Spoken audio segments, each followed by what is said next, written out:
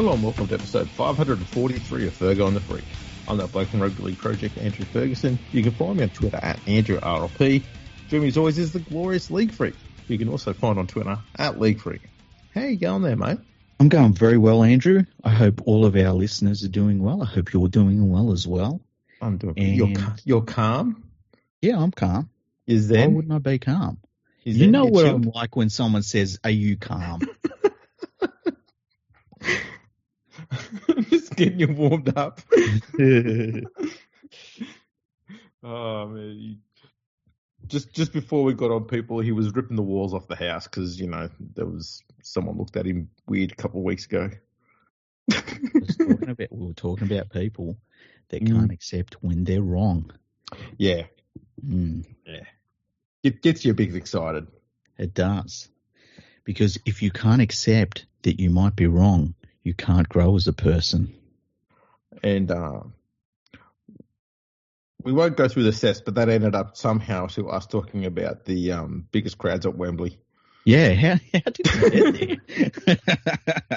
Oh, it's because I was saying I was watching the highlights of the first. Well, it's not even highlights. It was almost the whole opening of that game, the first test between Australia and Great Britain, 1994 Kangaroo Tour at Wembley Stadium. It's the one that sticks in my mind more than any test almost. Like where Bradley Clyde got hit in a disgusting tackle by Sean Edwards. Sort of typical, British tackle. Try and take out a really good player because they're too skillful and had beaten you fair and square. So I was watching that and we were talking about old Wembley Stadium and talking about the capacity. I guesstimated the crowd. You're out by 2,966. Yeah, grossly wrong I was by my standards. You were mortified with how bad you were. Because if there's one thing I am, Andrew, it's right at everything. That's right, all the time. Was this the series where Paul Surin also got poleaxed? Was that by Barry McDermott? I feel like that happened in a tour match, not a test match, but I could be wrong about that. Yeah, I can't remember. I remember he did get hit high though. Because I've seen the tackle. It's come up on. I really like Barry McDermott. I'm not going to talk shit about him. I actually like him, but it's come up on my timeline a few times during the year, and I feel like they were wearing the alternative jersey, which we would call the Emus jersey and know what we're talking about, but some of our listeners probably wouldn't know what we're talking about. Yeah, so, I mean, from memory too, Australia had a god-awful ugly jumper for that entire tour, but I liked both of their jerseys. I think that the Australian jersey, I think we should go back to having an Emus team, hey? Where we've got the test team and then you've got the Emus team where you've got the extra stripes on the jersey that signifies that it's not a full test match. I'm fine with that, but I just think the jumper they wore for that whole tour was just a bit bleh. Oh, really? The jumper that I've always liked Australia wearing, which they rarely ever do, is just the straight up hoops, green and yellow. Yeah. And in 2008, I loved it when they went back to the maroon and blue. I don't know. I absolutely just fucking love that jumper. I love that jumper too for what it signifies. And that we had that moment where I think it was Greg Inglis flew over the dead ball line, threw it back. Yeah. I mean, that was a perfect moment for that jersey. But I've always felt like the Australian jersey, the green and gold with the big V, the big gold V. I just think it's the most beautiful jersey that's ever been created. And, I think that we got away from it looking good at one point, but we got back to it. And, I just love it. I absolutely love it. I actually went in 1998, it was coming up to my birthday, and I wanted an Australian jersey. And you couldn't buy one. And so my mum actually called the Australian Rugby League and said, I'm trying to buy an Australian jersey. And they said, we don't sell them. She said, do you know where sells them? She's like, no, nowhere sells them. But we have one that we would normally give to players. Do you want to buy that? So she bought that one. That's awesome. Which tells you where the game was at in 1998 in terms of merchandising, which now you could buy probably, Australian condoms, kangaroo condoms. Yeah, used ones. They're all there. Let's not go down that road. But there was no merchandising at that point. So because the game was too busy trying to mend itself. Yeah. I don't know. I think for me, what I don't like is V's on jumpers. I don't know why, but it just seems like it's something I'm not really keen on. Okay. I really do like the hoops things. But what about the Balmain jersey? Nah, I like the Balmain hoops one. Oh, wow, that's interesting. And the thing that really shits me is that all the retro Balmain jumpers, they've got like 17 of them from all different eras, and they're all exactly the same jumper. And I go, I want the one with the hoops. Can I please just have that one? It's just nowhere. Look, it's funny because I tend to like the V on a jersey, right? But if you think of all of Penrith's best jerseys, they've got hoops around them. They're different coloured hoops, the licorice all sorts jerseys. They're the best looking thing. I just love them. They do look good. Anyway, what were we going to talk about today? Well, we started doing what we did on the start of the episode. The episode, we were just going tangents everywhere. Exactly. Look, I watched the Super League Grand Final. I only watched the first half, and it was a bit of a snore fest. It was really interesting. I looked up the TV ratings for the Super League Grand Final compared to the NRL Grand Final. What? I just was interested in a comparison between the, different Grand Finals. Yeah, so I think there'd be a rather brutal discovery there for the non-Australian game. Yes. So the 2024 Super League Grand Final. And now before you go into it, let's just let everyone know that the population in England is twice that of Australia? And then some? Is it twice or three times? I think it's actually closer to twice these days. Yeah. Thank you, Albo. Distracted people. So 2024 Super League Grand Final, the average TV audience was 374,000 people. Ooh. Pretty good. The 2024 NRL Grand Final, the average TV audience was 3.42 million people. But it gets better. The 2024 Super League Grand Final, the average TV audience was 374,000 people. Pretty good. The 2024 NRL Women's Grand Final, the average TV audience was 691,000. So that still doesn't surprise me. Yeah. Especially here, the NRLW competition has really just kicked on really strong, really, really quickly. Yeah. Yeah, it has. It's gone from being what I feared it would be, where people would watch it because it's a novelty thing. People now watch it because it's legit rugby league, and they love it because it's played in the right spirit. Yeah. Now, I put those stats together. It took me like 2 minutes. It didn't take long. And I just wanted to let our audience know what they were. It's not my role to interpret what that means. I'm just providing raw data. Just putting the numbers out there, mate. Exactly. That's what all of us statisticians do. It's called integrity, mate. Am I a statistician now? You are now, yeah. Oh, nice. I'm going to add that to my bio. You know what that means? I've got a lot of data entry for you. Shit. Damn it. Anyway, so this week, because the Super League Grand Final happened, there was a team who won it, and there was somebody that works with them called Chris Radlinski started talking shit about the Penrith Panthers. I don't know who Chris Radlinski is. I don't know what her problem is, right? She seems very angry, but she was talking shit about fucking Penrith. And it just seemed to me like it was the equivalent of Peter Jorgensen talking shit about somebody else in the NRL. It's like, what the fuck is this all about? I thought it was quite cute and adorable. And, you know, if I ran the Penrith Panthers, I would just buy Wigan and just shut it down, eh? Just tax write-off.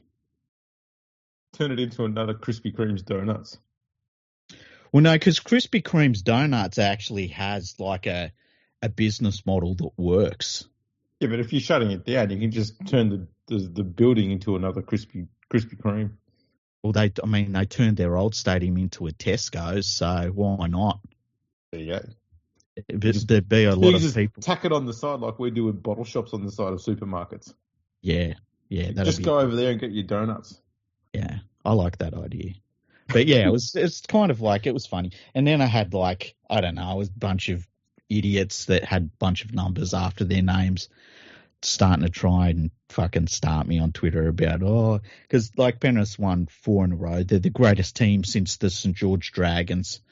And, you've got these idiots that follow a pub side in some fucking former coal mining town trying to big up their team. It was kind of weird to see. Is this due to Penrith's decision to say that they don't want to play the trial match at the start of the year? Well, they've said, like, we've got look, I wouldn't have them going to Las Vegas if it was up to me. I would rather them just concentrate on being in Australia and, the eyes on the prize, the biggest prize in rugby league, which is the NRL trophy. You got to beat the 17 best rugby league teams in the world to win that trophy. That's what I think they should concentrate on. And that seems to be what they want to concentrate on as well. And I back it completely, So, they just, what are you going to do? Like, the calendar is what the calendar is. And you're going out of your way to play some fucking third-rate POM side? Who cares? Their best player is Bevan French. That's a guy that couldn't take Clint Gutherson's jersey off him. Yeah, all right. We've made a very strong argument here. Am I wrong? You're not wrong. Andrew, I just provide the data, okay? It's just the facts. I'm just providing facts. Oh, man. Yeah. That's good.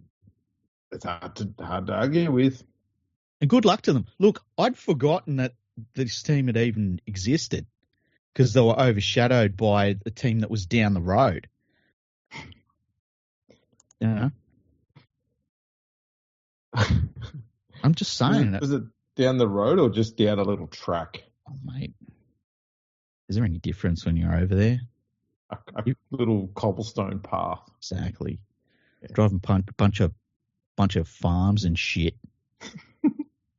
Like the first thing you hit's a pub and then a fish and chip shop and a bunch of houses and that's it.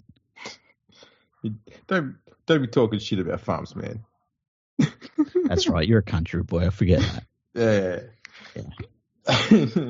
All right. So the Super League final was done. I was getting pretty excited because I thought we might get our first one in 40 years that didn't include Wigan, St Helens, Leeds, or Bradford, but that didn't happen.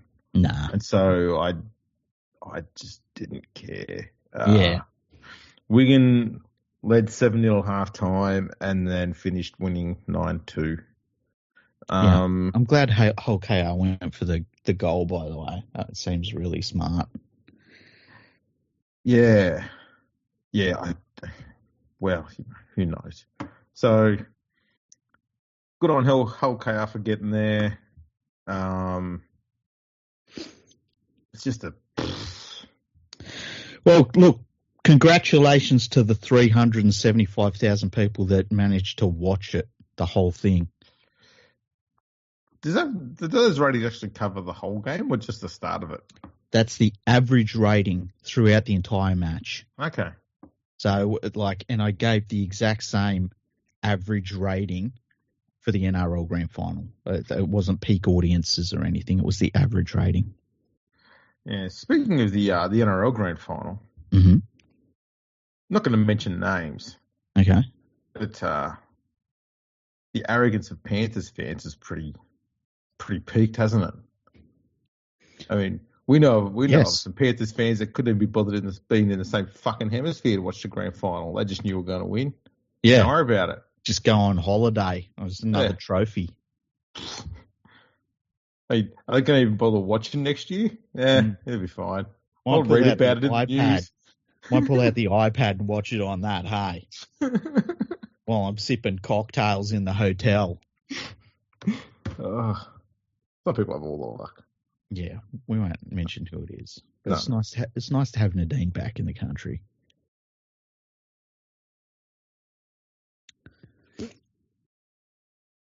Are you there?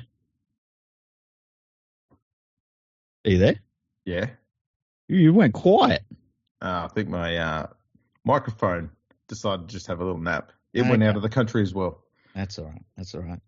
Now, another thing that happened this week is big news too. I was watching a lot of stuff on YouTube about the Panthers and you know, the achievements that they've got over the last number of years that are unmatched by anyone except the Dragons, really, and the south side of the 20s. And I come across an interesting video, which I haven't seen it since it was actually on TV. Mm-hmm. And it was a very famous episode of The Footy Show from 1995 when John Rebo was on. And he was on with Chris Johns. And I actually watched it live when it was on. And they were talking about Super League. And Super League, as you and me know, it wasn't fully fledged, but it had been going in the background, and now they'd made their move, basically, in 1995. And John Rebo had become the CEO of Super League, having formerly been the head of the Brisbane Broncos. And I was watching him talk about, trying to PR his way around what was happening at the time. And keep in mind, Super League was about nothing else except broadcasting rights on pay television. Correct. Forget all the vision stuff, forget all that bullshit. It was just about broadcasting rights for pay television. And they tried to spin it through their media arm that it was about something else. And it just made me realize what a fucking snake John Rebo was, and how the people at News Limited looked for the weakest link and they found him. And it was John Rebo, and they gave him that plum job. And he had Chris Johns there, who was also like, you know, kissing the ring as well. And just fucking weak people, man. No integrity. Was Rebo at the Broncos when he got that role? He was, because he had been I believe if he wasn't the chairman, he was the CEO. Because I saw another video where he was on the Brisbane Footy Show, and he was talking about how in his role with the Brisbane Broncos, he had 4% equity in the club, which he was in the process of giving up to have this role in Super League, because Mario Fenech actually said he was in a conflict of interest having run the club. I have seen that, yeah. In 1994, John Rebo was the CEO of the Broncos. Yeah. So, yeah, that just come up on my timeline. And, yeah, it just brought back a lot because, like, as I've talked to you about, I was all over everything that was going on in Super League. And for whatever reason, I saw through the bullshit. And just to see that interview again, it was kind of amazing to see it and to see him trying to talk around things. And it was also interesting to see, though, the emotions that were around what was going on and how people couldn't see past their emotions. I think that if it happened, say, today, and it won't, but if it happened today, I think that people would be a lot more clear about what was going on and how the contracts were working. And, you know, when they were signing players, they were signing them well ahead of time, like 2 or 3 years ahead of time. Yeah, and I think another thing too, like a lot of the emotion was coming from older players, more experienced players, or recently retired players. And I think part of I think there was two parts for why they were so pissed off.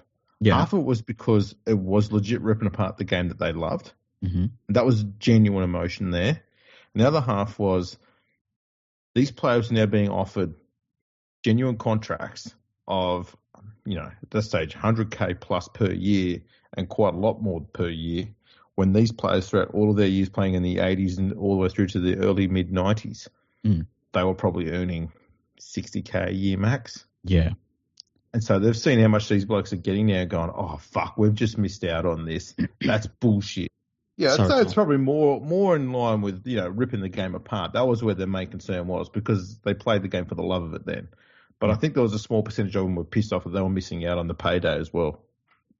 And it's interesting because I tweeted about it, and I only had a couple of replies to it, and people that just didn't understand what the whole situation was about during the Super League war. And like, I had one person say that, well, Super League come along and all the NRL players started, earning what they were worth. And it's like missing out the point that it was all wildly unsustainable. And that's why players weren't earning that much money, because they were earning an amount that was sustainable to the game before the Super League war, and during it, none of it was sustainable. And even after it, for about probably 8 years or so, was unsustainable. After was bad because the financial backer for the Super League had pulled out of being the financial backer of the NRL. They provided money, but it was through the TV rights deal that they, managed to get through the merger. That big bulk of money wasn't there, and there were so many teams. And if they were going to make it viable and let the players actually earn decent money, then they had to immediately just slash the number of teams. And that's why you had the criteria there and why it was so bloody harsh, and just slashing teams and forcing mergers and all sort of stuff, and not introducing new teams. People will say, oh, but we introduced Melbourne, and going, if you look at the squad that Melbourne had, it's basically just the Western Reds and the Hunter Mariners merged together. Yeah. Like, the bulk of the players came from that, and they just put them in Melbourne. And the other thing is too, like, people talk about, say, the demise of the Western Reds, for instance, and they don't understand that when the two competitions were merged back together, and they said we've got to get from having 22 teams at the time, and they wanted to initially have only 12, and ended up getting to 14. News Limited just said, oh yeah, we'll just turn the lights off at these clubs. They didn't give a shit, and that was it. No, that's right. And it was easier to do that with some of the clubs because they basically own them, rather than having clubs in the Sydney region in particular that had these giant fan bases that obviously would go out and they'd, march in the streets if they had to. Meanwhile, the ARL side was thinking, this is our opportunity to get rid of the clubs that we've been propping up for a while. Yeah. So it meant clubs like South and West especially, who were struggling financially at the time, and West had been struggling since the 80s. Yeah. As had South, but not as severely as West. An opportunity to cut them off. North had always been doing all right, but they had that bad run of luck with the weather. Well, and that's something we've got to talk about too. It just rained, and that was enough for them to lose most of the money they had, and had no potential to make it back because they didn't have a home ground. And so they just fell away through really 2 or 3 bad seasons that were not so much what their own doing on the field, but circumstances outside of it. Yeah. So it was a bit unfortunate, I guess, for them. Now, we'll get onto that. The Western Australia team, I was worried when they said they were going to link up with the Bears. I just thought, oh, this is not good. I don't want to see this. Turns out for good reason. So it seems like the NRL's decided that after, let's be honest, they had been talking very glowingly about having a team in Perth for quite a while, and they were pretty impressed with the bid that Perth initially put in. And then they've come out and said, yeah, nah. Well, apparently, from what I've found out during the last week and a half it is now, is that the NRL basically said to the bid team, we want you to pay a licensing fee. And it was, they haven't said what the licensing fee was, but it was, my guess is it was between $15 and $25 million. And the Perth bid team basically said, no thanks. And they were like, what do you mean no thanks? Like, that's going to be the price of the license. And they said, yeah, we don't want to pay that though. And so the NRL said, all right, you're not going to be the Perth team then. And that was it. It was all over. That's fair enough. I got to ask though, I'm not criticising one another. I actually legit don't know. Did the Dolphins have to do this as well? Or the Titans? I can't remember. The thing about the Dolphins that has been talked about this week is that the Dolphins had a much better financial situation in terms of, like, they had a lot of money in the bank, True. And a lot of assets. And that was one of the things that the NRL really liked their bid for. Whereas this Bears bid was a little bit shallower. And I mean, I think it's fair enough. Like, an NRL license should cost you a lot of money. No, I'm not sort of arguing with that. It's just that this is the first time I've heard of the NRL coming out saying, instead of saying, yep, we're going to say that you are the team that's coming into the comp, they put out there first, instead of saying, yes, you're going to be the team, we want you to buy the license first and then we'll give you the gig.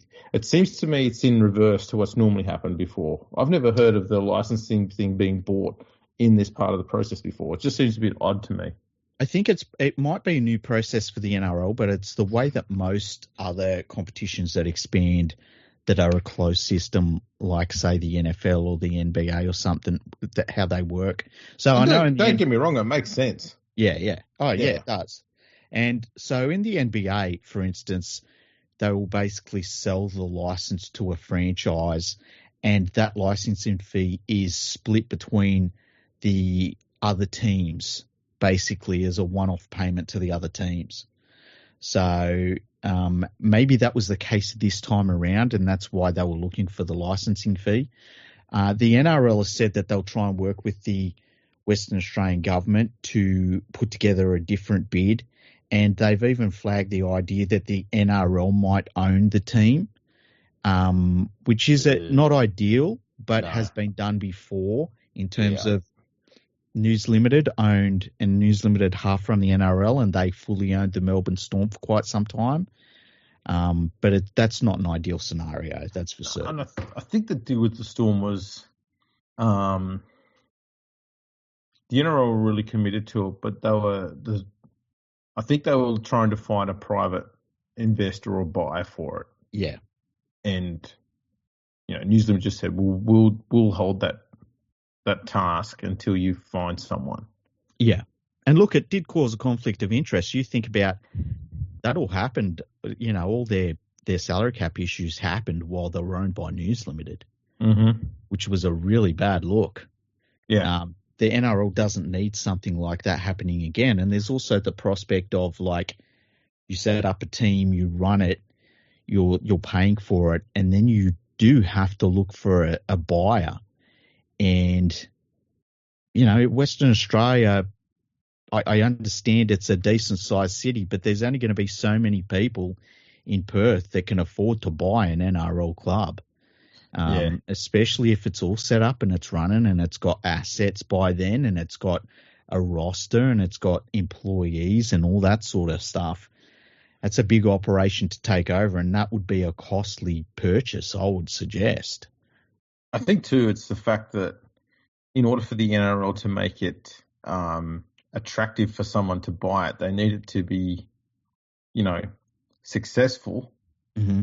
And that's not something that you want to be trying to do with a team when you're trying to run a fair and balanced competition. And you've got a team that you own that you're trying to make look good. Yeah, that is a genuine conflict of interest, and that ain't a good one. So I'm not keen on the NRL owning a club.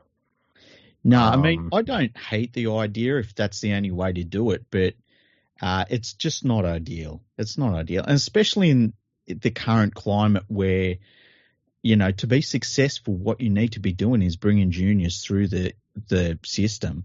And I know Perth has a decent junior base, but it's long-term prospect sort of stuff in terms of you start a team in West Australia. It's not like the Dolphins who have a long history.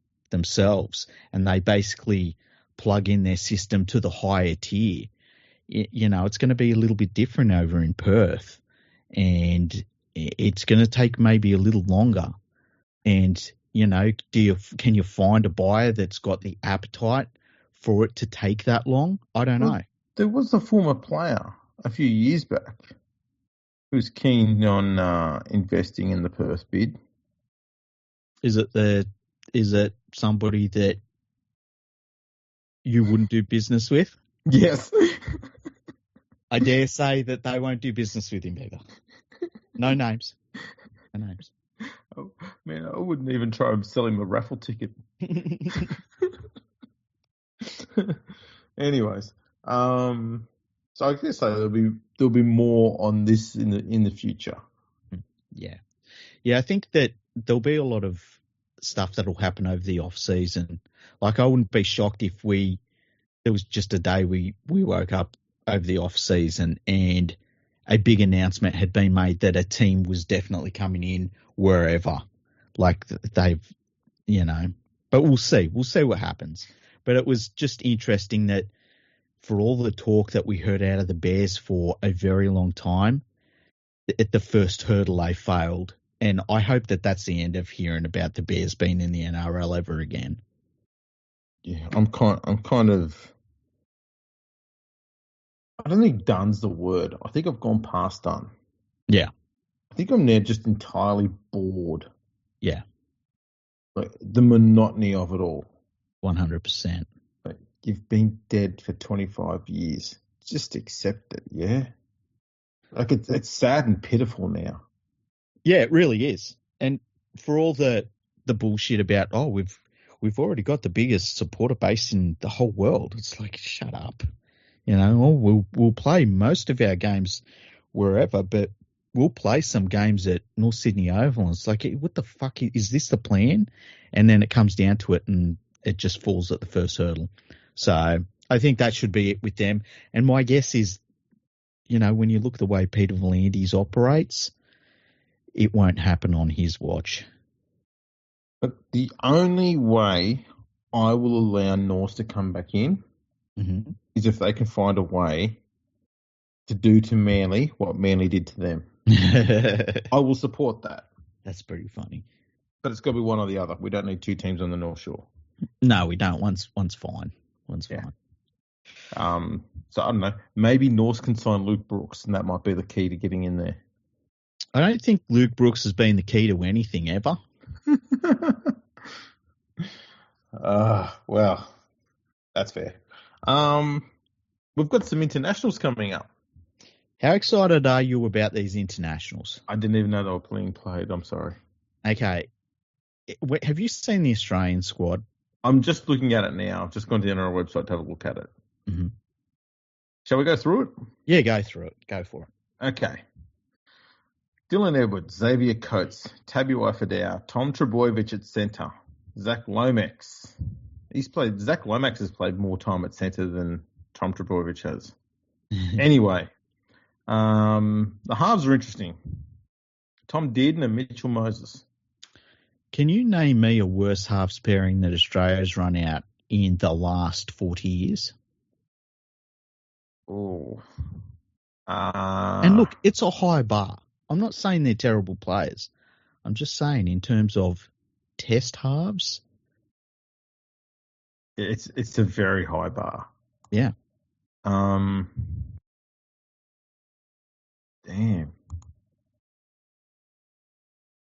Who'd be the worst? Yeah, I can't think of anyone. No, me either. We had Luke Keary play. Didn't he play 2 tests for Australia? Who was his halves? Who was his halves partner? Oh, I have no idea. When did he play? It would have been, Thurston or Cronk or someone? I mean, that's at least you've got a legend alongside him. Not so much in Cronk, but, Cronk's a pretty handy player. It was either Thurston, Cronk, or it might have been DCE, because I remember there was a year around there DCE was playing tests. Who else was there? Oh, Terry Campese played a test. Who was his halves partner?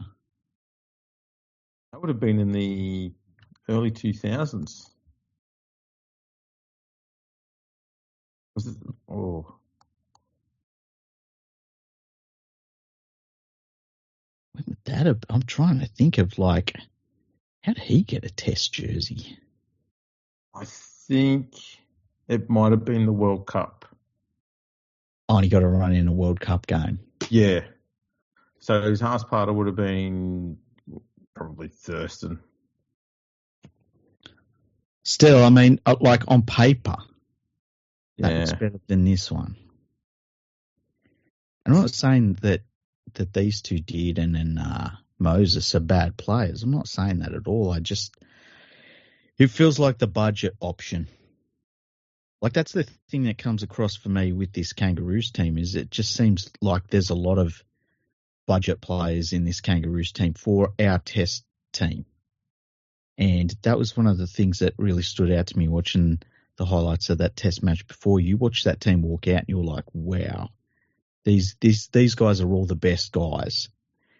And there's only a few of those guys in this current Australian team. And a lot of it has to do with injuries.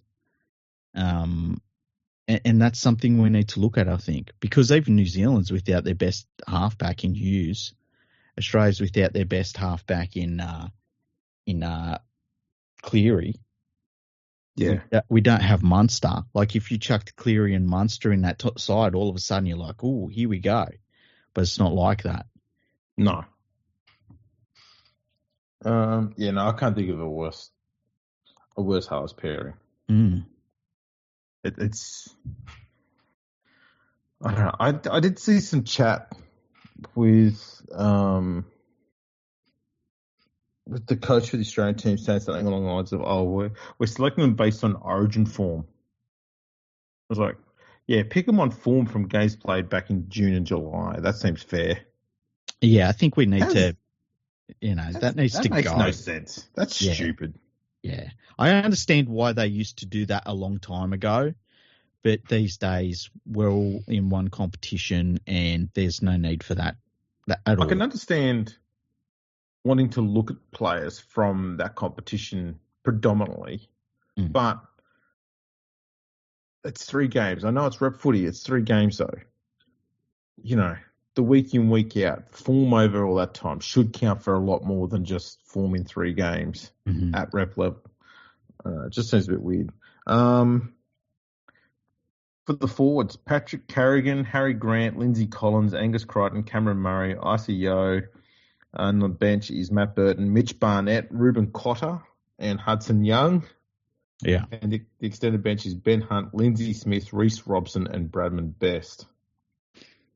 Yeah, there's just a lot of guys there that you sort of look at and you're like, they're not test players.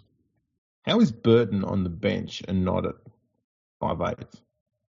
Well, if it was Burton and Moses, it feels like it would make a lot more sense. Actually, no, I'll go one further. I'll take Dearden at 5'8". How is Matt Burton not in the run-on side, but Tom Trbojevic is at centre? I don't know. I don't get it. I really don't get it. I would have Burton at centre. Yeah, I think he'd be he'd be a really good centre. But the thing is that, like, Mal Meninga hasn't really had too many teams that he has had to deal with that have been settled sides. And one of the things we used to have is that you had a core of players that were great players that were always going to be there. And then you would maybe add a player in here or there if their form really warranted it. And it feels like the last number of Kangaroos teams that we've put out, he's just making do with what he has available. And I think that the reason he has to do that is because of injuries. And I think that goes back to the season just being way too long. Like, we never used to have a problem with our halves all being injured. And I know it's a different game than it used to be, but all the best halves are injured. Like, we need to be thinking about that. It's not even just for us. New Zealand's best half is injured. They're having to call up Sean Johnson, who had retired a number of weeks before, and the games that he played at the end of his career were absolutely atrocious. Like, we shouldn't be in this position if we want international rugby league to be something. If Sean Johnson had said no, how close would they have been to asking Benji Marshall if he could play again? And he probably would have done an all right job. So they're playing against Tonga, and they've got Leo Hopewati, Daniel Tupou, Moses Sully, Paul Alamotti, Sione Katoa, Tui Lolohea, Isaiah Katoa, Adam Fanua-Blake, Saliva Havili, Felice Kafusi, Olakau'atu, Eli Katoa, Jason Tuamaloa-Locke, Sonny Luke, Tupanua, Taniela Paseka, and Kaloa Matangi on the bench. They've got some big blokes in the forwards. That's no surprise. Yeah. Some good backs too. And Olakau'atu and Eli Katoa are going to be running at Dearden and Moses so much. Mm-hmm.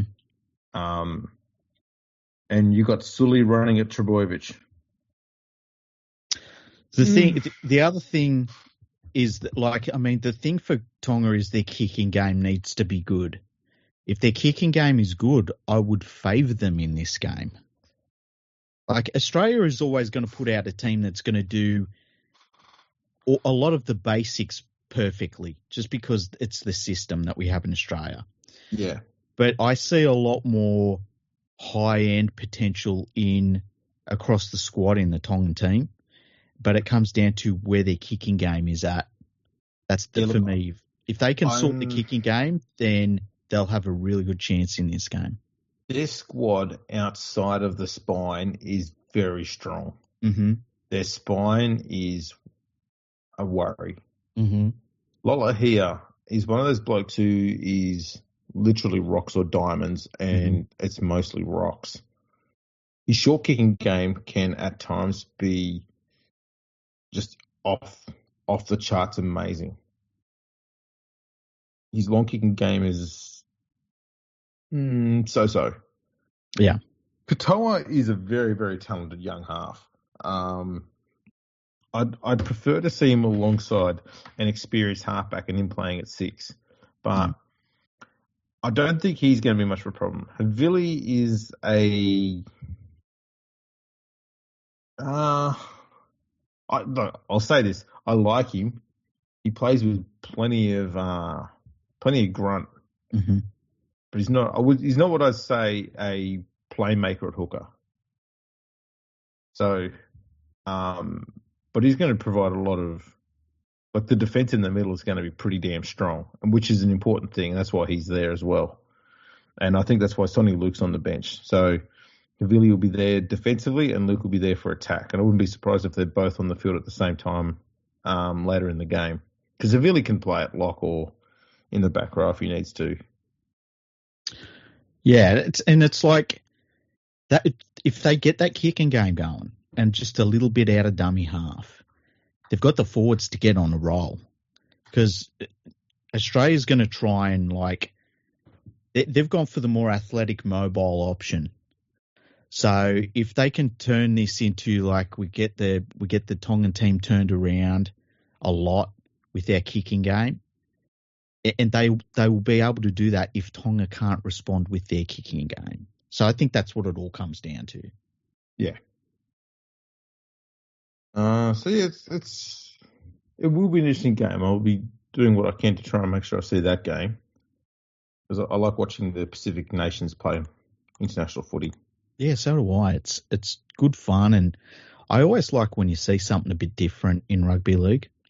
Yes. And it's cool now that there are so many good players in a lot of these Pacific nations, so that you can see the progress they're making. And, I just wish that we had a format that for these competitions that were much more settled, so that every single off season you could be like, well, we're going to see Tonga, Samoa, Australia, New Zealand, and PNG play each other.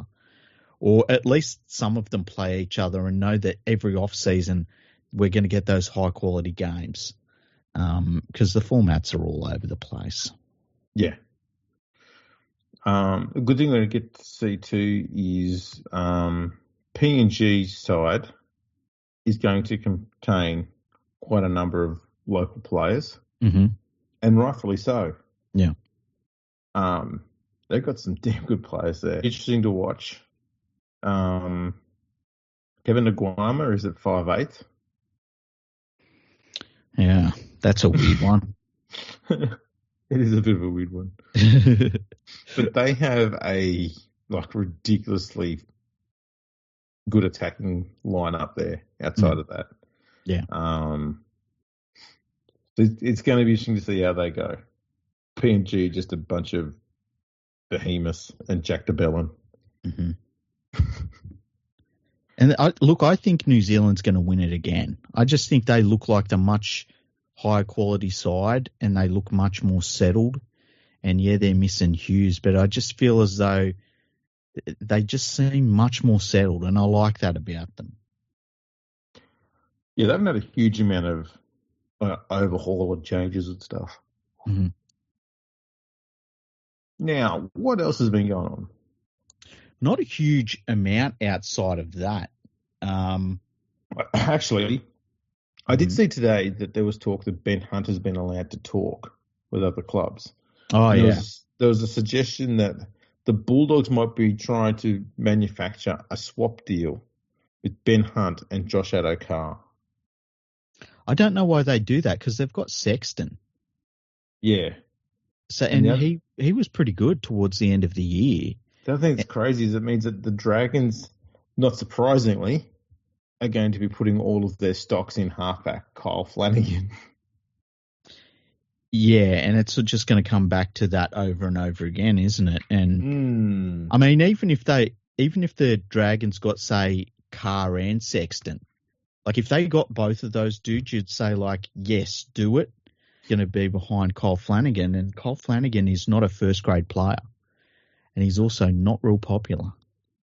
So, speaking of not popular, I saw that there was talk that South Sydney were considering swapping Ilias to the Newcastle Knights for one Jackson Hastings. To which I said that Newcastle should bite their arm off, and take that deal immediately. Yeah, that seems like a no-brainer for them. Yeah. I can't believe Jackson Hastings is not wanted by a club, though. That's so weird. Wow. I hadn't heard that one. That's interesting. And I saw, I can't even remember. Maybe it was on YouTube or something. Someone was saying Jackson Hastings, he tends to burn bridges at clubs, but Wayne Bennett will sort it out. What, make him sit in the naughty corner? Well, I just don't want the coach to be coming in and creating a problem, how about you don't have to sort out the problem? I think at South, the problem is the roster. And the 2025, there's not been enough changes to that for me to have any faith that they're going to go and be any huge threat. No. Same goes for Parramatta. Well, at least at Parramatta there, Riles has come in as the new coach, and he has zero loyalty to anyone, and he's going to try and fix the roster as best as he can. And the way you fix a roster is, first of all, you've got to tear it down, get rid of all the old wood out of there. And that's why Gartherson is being talked about as going to the Dragons at the moment. Man, I so want to. Could you imagine what's going to happen to the Dragons? They've lost Lomax, probably their only decent player the last few years while they've been struggling. Mm-hmm. But then they lose Ben Hunt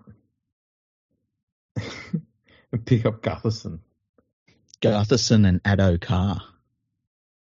And then have Flanagan at 7. Would you put Gartherson at fullback or at 5'8"? In that mess? I'd put him down at Thurl. I think if they sign Gutherson, they would make him captain and say, mate, you wear whatever jumper you want. I don't think there's enough genuine playmakers in that side to keep him out. If they got rid of Ben Hunt. I feel like they just put him in at fullback though, because like the young dude they've got there, he's okay, but he has a mistake in him. Like he's got mistakes in him. I can't remember his name. But you think Gutherson's got less mistakes in him? you talk about Sloan? Sloan, that's it, Sloan. Like, he's an okay attacking player. Like, if he was a much better attacking player, you'd live with some of his mistakes. But he's not that good an attacking player either. And so I could see where Flanagan is thinking to himself, if I get Gutherson, he has I'm not saying this is what I would think, but this is what Flanagan would think. If I get Gutherson, he's got more experience, he's going to make less mistakes. Potentially, yeah. I mean, I wouldn't want Gutherson in my team. We've talked about it. But yeah, I think it's going to be a good move for Parramatta when they get rid of Gutherson. And I think Parramatta fans are going to be very upset when it happens. And then they'll start looking at the fullbacks that they start giving a chance to and be like, oh, wow, fullback that runs with the ball. That's pretty cool. Yeah. Man, they've got some pruning to do to that roster. So yeah, it'll be interesting to see what happens. It looks like it's probably going to be next season that they start doing a big shake-up of the roster, which is fair enough. You don't want to be the coach coming in. You just clean up the roster straight away before you've seen what they can do and see if you can actually enforce some change on them first. I think that's the mad thing some coaches do is they come in, they go, right, let's shake this up and move everyone out. And go, patience, fella, patience. Yeah, you can't completely gut it immediately. He's already got rid of Reagan Campbell-Gillard, who's going up to the Titans. Yeah, he's going to the Titans, which is a good move. I've had Reagan Campbell-Gillard in my team at the Panthers, and you get people saying, oh, yeah, he's a good player. And when he's in your club, you're like, when? Like, and he'll have one good game a year, and you're like, ooh, that's a good game. But that's all everyone else remembers. But the rest of the time, he's missing. So it was a good move to get rid of him. I can't believe the Titans bought him. Yeah, the Titans are dumb. I didn't think they needed old forwards. Yeah, they don't, but they're just dumb. The Titans aren't a real football club. They're a, Mickey Mouse operation. They're a lifestyle. You don't go to the Titans to play footy. You go there for, wake up on the Goldie, maybe get a little bit of surfing in. Have some coffee. Yeah, have heaps of coffee, mate. You fucking pour that shit up your nose as hard as you can. Allegedly. Yep. Allegedly, of course. And then you just occasionally you play some football. But that's it. You don't want to push yourself at that stage of your career. No, this is fair. We can't have that. No. Yeah, a little bit of talk going around. There's also some talk that the Tigers are still uncertain as to whether John Bateman is coming back next year. It just talk. It just comes up every now and then. Yeah, well, John Bateman's too busy winning trophies over in England, isn't he? That's why I went to Warrington. I'd say that if I was the Tigers, I'd just say, John, we keep getting all these stories all the time that your family really misses you, and we got to do the right thing by him, man. We think you should stay there and help them stay happy. How would you approach it, though? Because fuck off. Well, that's what you want to do. But if you say to him, like, listen, if you want to stay over there, it's all right. But his manager is going to want a payout of his contract. And you don't want to pay out his contract. No, pay it, man. It'd be the best money they ever spend is paying out his contract. Yeah. Yeah, there is a point where you just got to cut your losses, isn't there? Yeah, and they've got a lot of losses to cut. Yeah. What do they get? Like, here's the thing. Say they carry, let's be crazy. Say they carry $600,000 of his salary next year, dead weight. It's not going to be the make or break thing that's going to make them, what is it, like the difference between like last and third last. Yeah. I do think the Tigers will move up the ladder. Not far. Maybe, as you said, maybe like bottom 3 or so. But yeah, I don't think they're going to move up hugely, but I expect them to move up the ladder. Who do you have getting the wooden spoon then? See, that I'm not too sure on, but I haven't been convinced of the Dragons' form or Parramatta's form or South. South's deterioration this year was alarmingly concerning. I didn't expect them to drop off like that. There's something else going on there other than just form. That was just that squad is too good to be down there and struggling to avoid the spoon. I could see South getting old overnight. Well, that's where they are now, and I don't think Wayne Bennett is the saviour that teams think he is anymore. No, because I mean he has struggled with the Dolphins, and he's been able to build that thing from the ground up the way he wants, and he hasn't got them into the finals. And both years that team has faded hard in the back end of the season.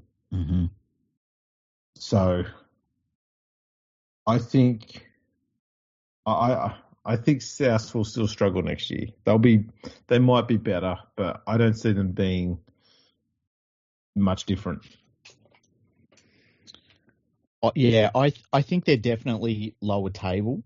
The thing that got me about them is when they signed White, and it was like it made no sense. And even like looking forward to next season for them, having Whiten in their side makes no sense. No, like if they moved Whiten on in the off season, I wouldn't be super shocked. There's no news about that at all, but he's just so surplus to where they are right now.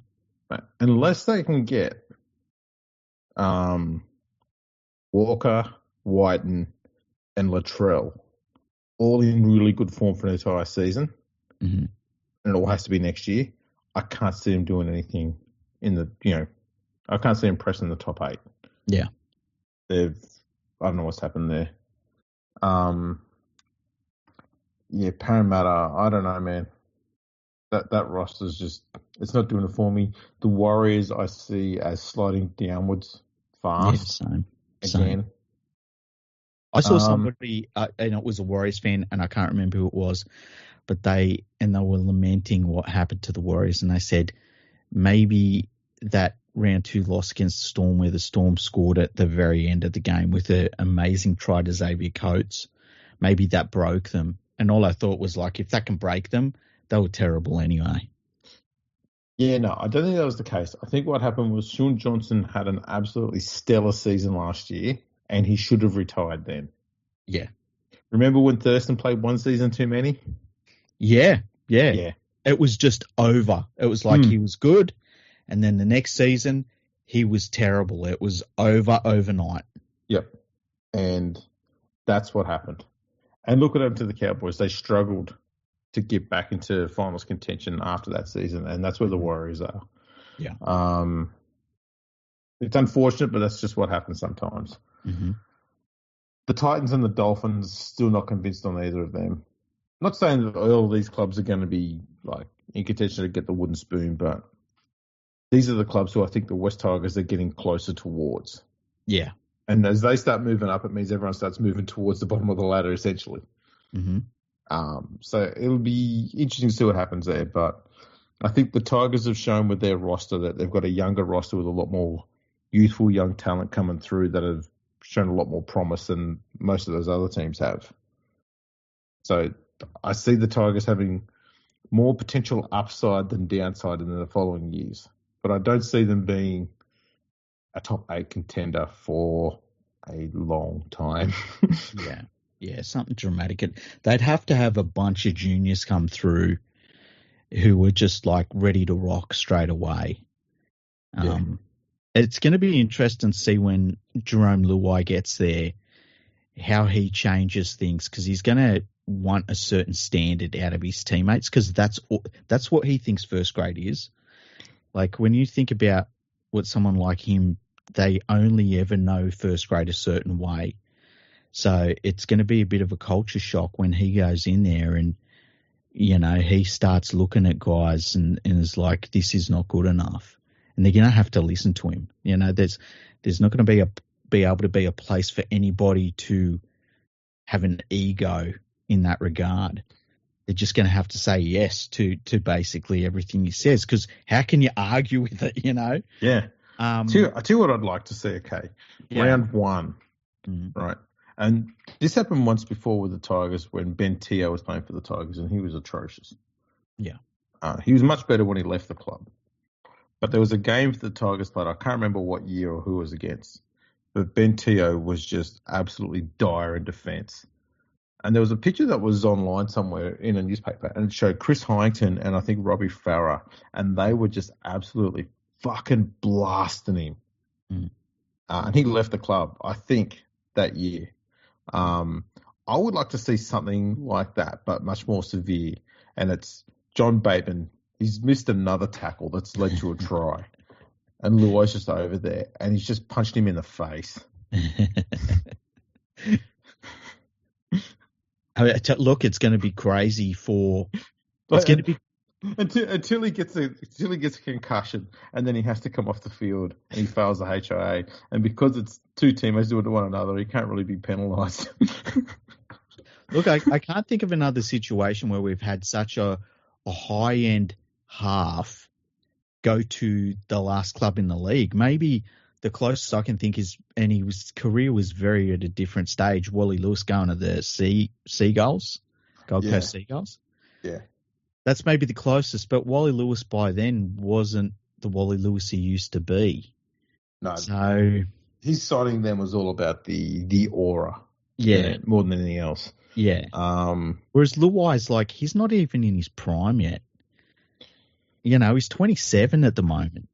Yeah. It's going to be crazy that the culture shock for these young dudes when he gets there and they really see what it's all about. Because Api Coruscant's going to go with him and Taruva's going to go with him. They're just all going to be pushing the standard so hard. And it's going to help the Tigers. But as you say, this is a long-term thing. And is he going to still be there when the Tigers get going? Obviously, they might be able to re-sign him at the end of this contract. But we'll see. It's going to be really cool to see Luai, though, have that sort of power at the club. And he's going to show people how good he is. There's going to be a lot of people that are going to be like, oh, my God, I had no idea. Yeah. No, I think the combination he's going to strike up really early with Coruscant is going to help, because it's going to bring Galvin in and going to help Galvin's game an awful lot. And Buller has been, this year, he's shown that his support play has been, it's just got better and better. Yeah, it's going in the right direction. Yeah, and he's going to be running off Luai and Galvin a lot. And because Coruscant is quite happy roving out from dummy half every now and then, or being first receiver, it's going to help Luai get that space that sometimes he really enjoys at Penrith, being second receiver. Mm-hmm. And so there's going to be times when that's going to help Luai's game, which is going to help the Tigers as well. The other thing the Tigers did really well, was one of the few things they did really well this year, is they started adding some proper shape to their running games on the field. Instead of just constantly doing one out, kick to the corner, which is what they were doing for many years. They started using decoy runners. They started throwing dummies, stuff like that. It's just started getting the defense to stop sliding with them as much. Because the Tigers were one of the better teams at marching downfield. Their biggest problem was having the skill and the creativity and the nous to go to the next level and score points. And that's something that did come later in the season, but the problem with that was their defense turned woeful at the same time. Mm-hmm. So people like Luai coming across, even Taruva, because the Tigers wingers haven't been that great. Mm-hmm. That helps there as well. The the side is starting to look really, really solid on paper, and with the amount of juniors coming through, it means that they're building up their depth. Sadly, their forwards are still really thin, and signing Jack Bird was bad. Yeah, I don't understand that one. Oh, it was bad.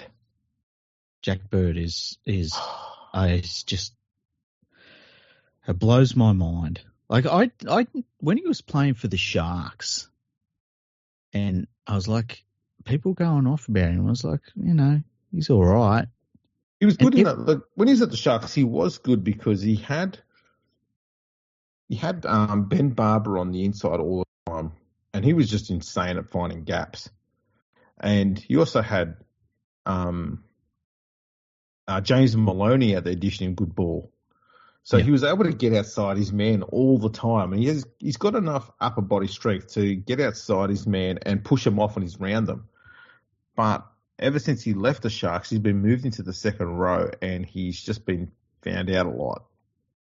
He's a genuine centre, but he's not been playing centre enough to be able to go back there anymore. And I think for a while there, when he was at the Sharks, just before he left, he was thinking he was either going to be a 5'8" or a fullback. Because I think he's just chasing that money that those playmakers get more than anything else, but he's neither of those. No. He is a centre, but he can't play there anymore. So now he's just a Tyrone Peachy sort of player. He really is. Yeah, he's like he's not he's just too slow and hasn't got enough mobility to be a centre. But he's not big enough and having a leg drive that you want out of second row these days either. Yeah. He's like an in-between player. He reminds me of like probably the 24 Tigers locks that you've had over the last 20 years, where it's like... I think some people might liken him to someone like Liam Fulton. Well, I was thinking Ben Galea a little bit. Like he's bigger build than Ben Galea, but just this in between sort of player. The difference though with especially Galea and Fulton is defensively they were fucking amazing, which is not a word I would use to describe Jack Bird's defense. Not saying he's disgraceful either, but he's not at their level. Yeah, they used to. I mean, they were smaller dudes, but they used to work. Yeah, Fulton would just stick to tackles. So you'd never see him pulling out big hits and stuff like that. But when he made a tackle, he stuck to it. No one got through him. He was very good laterally. Galea was much the same, but Jack Bird's. I kind of hope the Tigers were going to sign props, given that they lost Utika Manu. They replaced him with Royce Hunt, which is not bad, but I kind of hope they were going to get a few more. That's one area that every club needs depth in. And I just feel the Tigers are a bit light on in that area. The thing that worries me about Hunt, and Hunt is he's a handy player, but he said when he signed for the West Tigers, he was thinking about retiring, and then the West Tigers offered him, and that's never a good sign. No, didn't James Tarmo say the same thing? Yeah, that's the exact player I was thinking of, dude. The exact player. Yeah. Like the difference though is Tarmo was looking like he deserved to retire. He looked like he was pretty much done. Yeah, he was done. I don't think Royce Hunt is done. Yeah. No. Hunt is still playing good footy, so I don't mind the signing. But to me, he should be the signing you make when you're looking for depth. Like he should be your bench forward that you get who plays all 26 games or 24 games for the year on the bench. Mm-hmm. That's what I want from him. Yeah. But the Tigers are so short on front row depth that he will likely be a starter. And not that he can't do it, but there's not a huge amount of experience front row. And look, there is something to be said about like get any talent you can, no matter where they're at, just grab them, chuck them in the side. Sometimes it's, a club in the West Tigers where they've been, beggars can't be choosers. And if it's a dude that was thinking about hanging him up, but he still looks like he's got something in him, if you can get a bit out of him, then it's better than not having that player there at all. Yeah. So I get it. And the other thing is too, they've all got to spend a minimum amount under the salary cap too. Like you can only spend say $10 million as maximum, but you've also got to spend a minimum. And I wouldn't be shocked if the West Tigers were like one of those teams that was filling out that minimum. Well, let's hope so. If they're running their salary cap nicely, then they should be. Yeah. But I just look at their roster and think there's a few players there that they would clearly be offering too much money to, like Adam Dewey. Yeah, Brent he's Naden. on way too much. Brent Naden. I mean, they probably signed Jaden Sullivan on too big a deal as well. Justin Olam.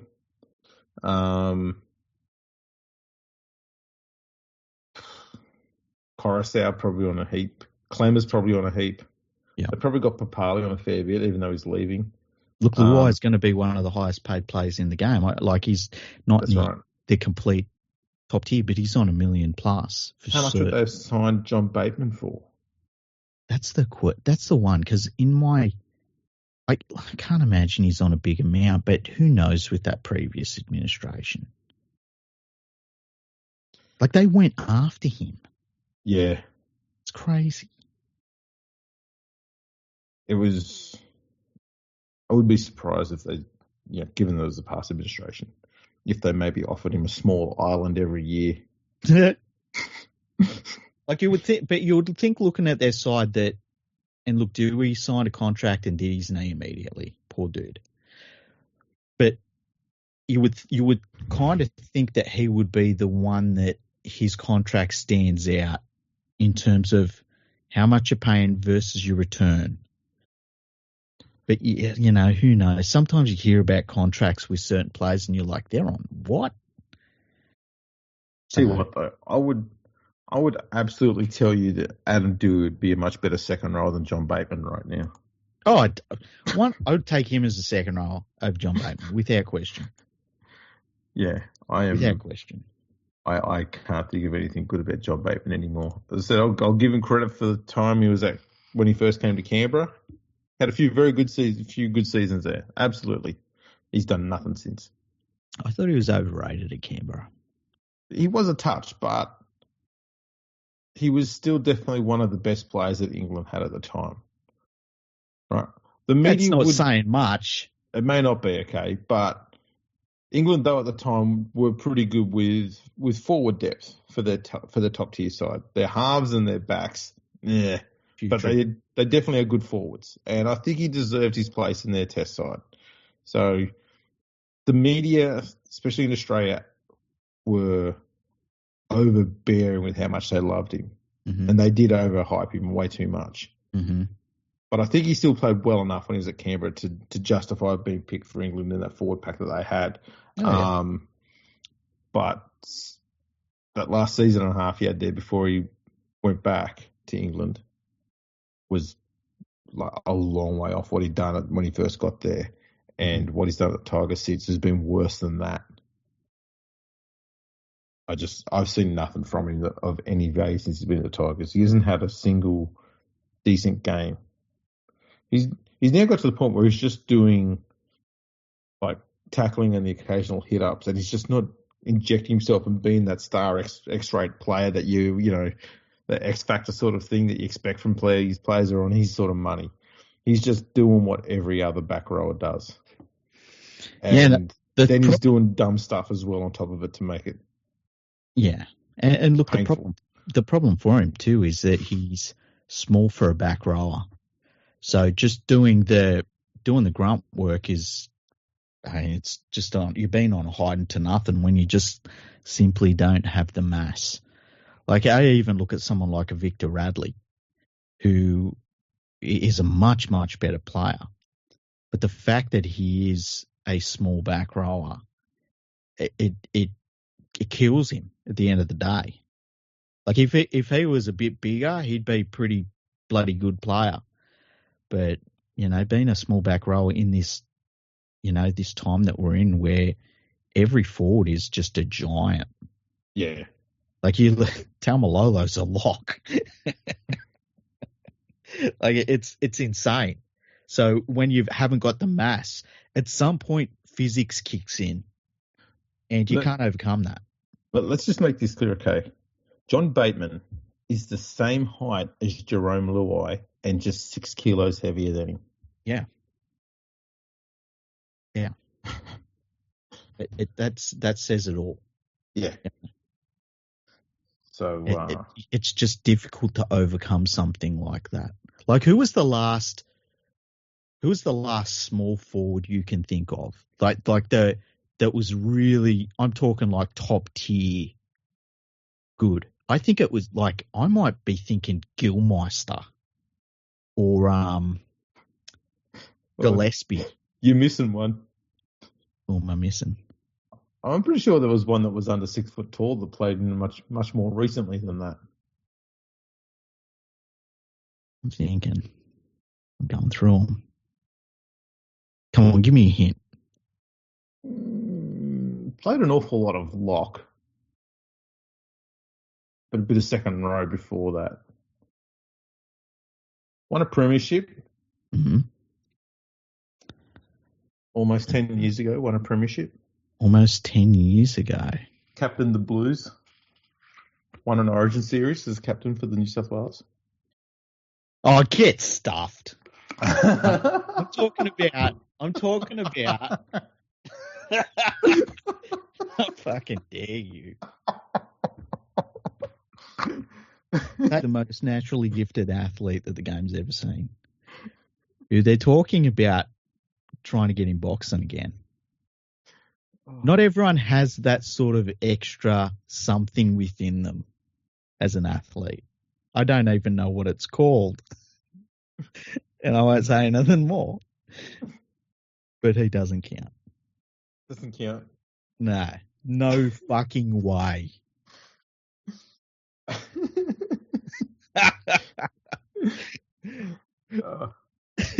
I'm glad we went down that path. That was brilliant.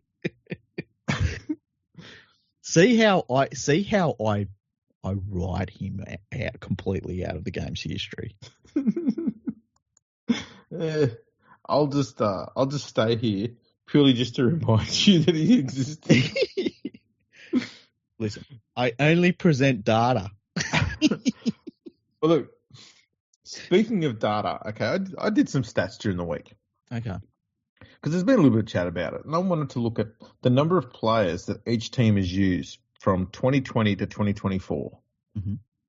I saw this graph you put together. It's interesting. So the team that's used the most players was the Bulldogs, and they've used 95 players. For how long seasons? 2020 to 2024, so 5 years. Okay. 90 players in 5 years. 95. The Tigers were second with 87. Okay. The Dragons and Warriors were next with 75. The Warriors one's crazy because those other teams have had tear down, have to change everyone's seasons. The Warriors haven't really hit that. Although, you know what? During COVID, they did have players that they had to use. Yeah. So the COVID period, you saw them use a lot of guest players. So that makes sense there.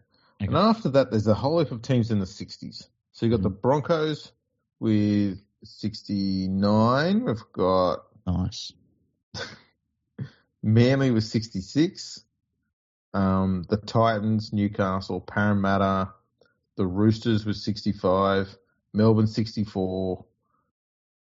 Yeah, this is the region where most clubs are at. Yeah. And then at the bottom end of the scale, you've got the Sharks with 49 players used. Holy shit, they're the lowest one. Yeah, they've actually used just 11 players more than the Dolphins, and the Dolphins have been in for 2 seasons of the 5. Wow, that's insane. Yeah. I expanded further from what was just on the stats there. Can you? How many was it that Penrith had, by the way? Penrith had 61. Okay, so they're kind of in the lower end of the mean almost. Yeah, that's right. So then I looked at things like, and this stat is more looking at squad consistency and how long they stayed together. So number of players who played 100 games for the club in that time, 75 to 99 games, 50 to 74, and 25 to 49 games. Okay. So Penrith they topped the field for most players with 100 games in that period for the club. They've got 7 who did that. Mm-hmm. Canberra, and the Sharks, and South have 6 players. Parramatta have 5. The Roosters and Manly have 4, as do the Cowboys. And then we've got Dragons with 2. The Titans, Storm, Knights, and the Warriors have just 1 each. Wow, and the Storm. The Broncos, the Bulldogs, the Dolphins, and the Tigers haven't had a player do it yet in those 5 years. Because that kind of shows that you've got a consistent core. That's right. Mm. And when you've got that consistent core, obviously it means better cohesion. Mm-hmm. The thing you see from that is Penrith, for the players who played 75 to 99 games, Penrith have had 5 there as well. So the number of, you look at a percentage of the number of players who played, say, 50 plus games out of their number of players they've had in that period. And the Sharks are at 29.5%, which is only Melbourne with 29.6%, and the Sharks at 36.7% are better than the Panthers in that period. Wow, that's interesting. Compared, you know what? Here's an interesting way to think about this stuff. Is that all your stats that you've got? Yeah. Okay. Because I often think about the cohesion thing, because I feel like there's a chicken and the egg argument that you could make. Yes. Are the players? So you say you get. Let's use Penrith as an example. Now, Penrith's not a good example. Let's use the Perth Quokkas as an example. Team that doesn't exist. Mm-hmm. So if you have a team that you put together at the Quokkas and you just put them out there and you leave them, you make as few changes as possible, you don't change unless there's an injury, will they actually get better, and will their performances improve? Or do you only get teams that stay out there and you don't make changes unless there's an injury because they're good players? Does that make sense? Yeah, that does make sense. And how much of that then comes down to the players being good or the coaches being able to recognise how good they are? Yeah. Because then you get some coaches who, even teams who've got good players, can have form slumps where they might lose 2 or 3 games in a row. Mm-hmm. A good coach might see that it's just a form slump and can see how to fix it, and then goes back and fixes it. A bad coach might go, shit, I've got to change something. Mm-hmm. And they react, and they change something that might actually be close to succeeding, but they change it to something that won't succeed, and they ruin the cohesion in the process, and it prolongs the losses. And I think you've seen that a lot with the Bulldogs in recent years. Correct. Where they've chopped and changed, especially their halves. Like I think of someone like, say, Sexton, who's been messed around, and and I think of like when South dropped Ilias, and unfortunately the poor dude broke his leg, but he should never have been dropped. Like he needed reps.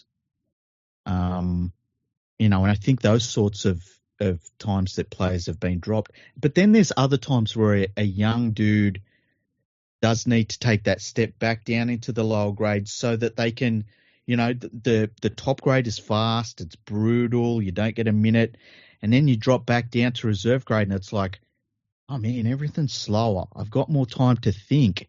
Imagine if I could apply this sort of time to the top grade. It's such a balancing act, and that's why coaching's so difficult, because who knows when to do it. But there does feel like there's times when coaches make that decision where you're like, oh, that's wrong. And I feel as though Ilias was really wrong one for South. Yeah. And I think it ended up getting their coach fired. I think that was basically the beginning of the end for him when he made that move. Oh, absolutely. Absolutely. But these are great questions that you put to people like Ben Darwin at Gameline Analytics, because that's the sort of stuff they definitely dive into.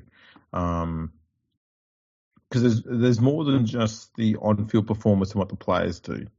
There's things like the coach, how they react to good runs of form, bad runs of form, injuries, suspensions, all that sort of stuff. It does open up a lot of different conversations. So the stats, they don't tell a story. They tell a specific story for nearly every single club. So you look at the Sharks. Mm-hmm. They're the interesting one for me. The fact that they've had 49 players. I mean, they've had 7 players play between 25 and 49 games. 6 have played 50 to 74. 6 have played 75 to 99. 6 have played 100 plus. That's 25 players who are playing consistent football with one another. That's a reason why, and this is the thing too, I had a brief discussion with someone on Twitter, and they talk about success being winning premierships.